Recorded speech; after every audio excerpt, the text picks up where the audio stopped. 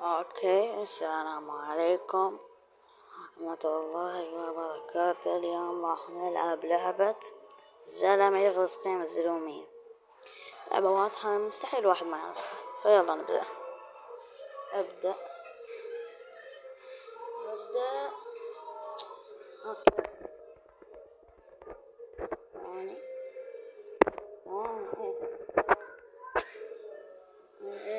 اهلين اخي، انت قدمت على دور رئيسي بالفيلم اللي شغالين عليه. يب. طبعا ما ضروري احكي لك قديش الفيلم مهم بالنسبه لنا. هالفيلم بيزرع قيم الزلوميه بالمجتمع، ومهم كتير انك تكون متقن لدور الزلمه. اوكي. ما حدا فيه يتقن دور الزلمه الا الزلمه. نعم. لهيك راح نعمل اختبار ورقي نختبر فيما اذا كنت بالفعل زلمه او لا. تفضل. البرتو. نعم انطونيو، انت بتعرف اني لما كنت صمتت كل هالطريق لولا شي واحد بس. يا البرتو، بعرف قوة الصداقة اللي بين الشاورما. البرتو، بس هلا صار لازم تموت. كلماتك الأخيرة البرتو. كنت متوقع. بس يا روي، هل انت زلمة؟ نعم.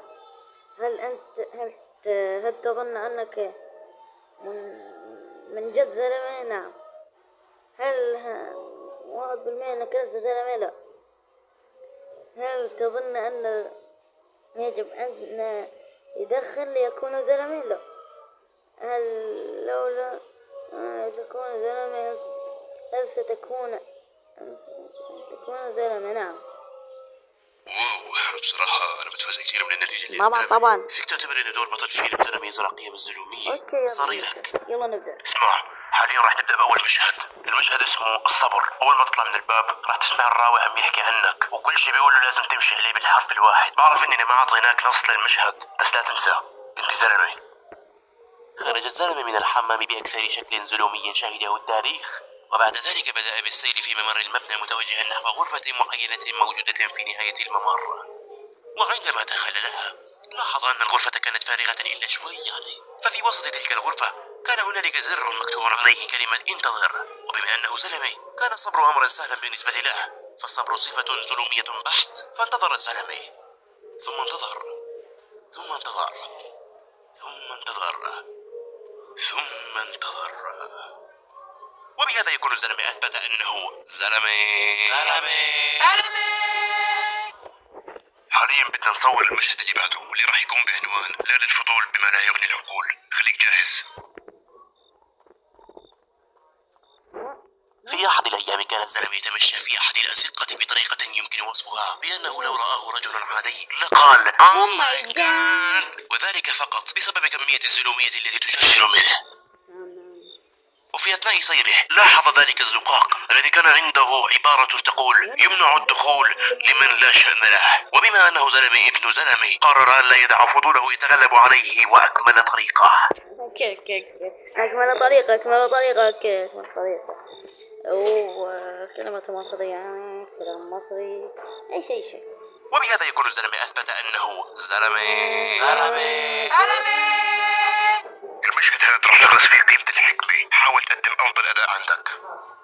خير الزلمة بين خيارين، كان عليه اختيار أحدهما، إما العلم أو المال. ولكن هذا الخيار أمر بديهي وسهل جدا بالنسبة لأي زلمة، فلذلك ذهب مباشرة نحو باب العلم. المال. أنت تدرس هواية وما تحصل وظيفة بعد المال. لا المال. وبهذا يكون الزلمة أثبت أنه زلمي. اجهز بسرعة، زلمي ممثل بده يلحق، انت بس بعد عنه. وهذا المشهد من الرأس قيمة هي عبارة عن مزيج بين الحكمة والشجاعة. وفي يوم من الأيام كان الزلمة يتسكع بالجوار حتى ظهر له ذلك المختل، ولكن الزلومية التي فيه دفعته ليتسلق حتى الأمر إلى أن المختل قد سقط أرضا من التعب. وبهذا يكون الزلمة أثبت أنه زلمي. اسمعني، يمكن هذا أهم مشهد بالفيلم. لازم تستخدم كل ذرات زلومية لازم قرب يخلص الوقت. المشكلة إنه بدأت الجيم جام 3 أيام بس. بحس إنه لازم يكون اسمه زنقة. بس كان معكم ديم جي on the beat وبس. هذا اللي يجيب اسمه ديم جي 4. يعني دي اللعبة بس، دي اللعبة كم دي حتى 5 دقايق مش مفيش. هلعب لعبة ثانية خلاص عشان لو جبت كده فيديو مش هينفع. وطبعا هلوقف معكم عشان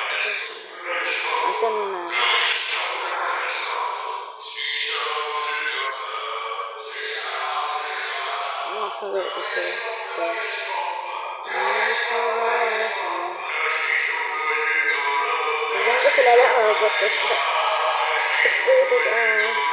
أسطورة، أنا أحتاج إلى فلوس، أنا فكر خاص أنا.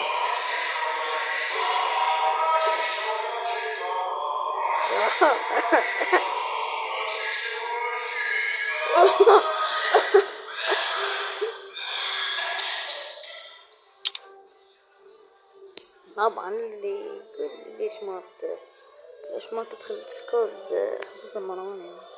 هايدك بس ضغيفني يعني وراح اطلع لك حتى شلون وليش طلعت لك يا فيديو.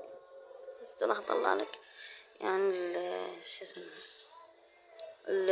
حتى تضيفني شو اسمه يوزر نيم. يلا اوكي this is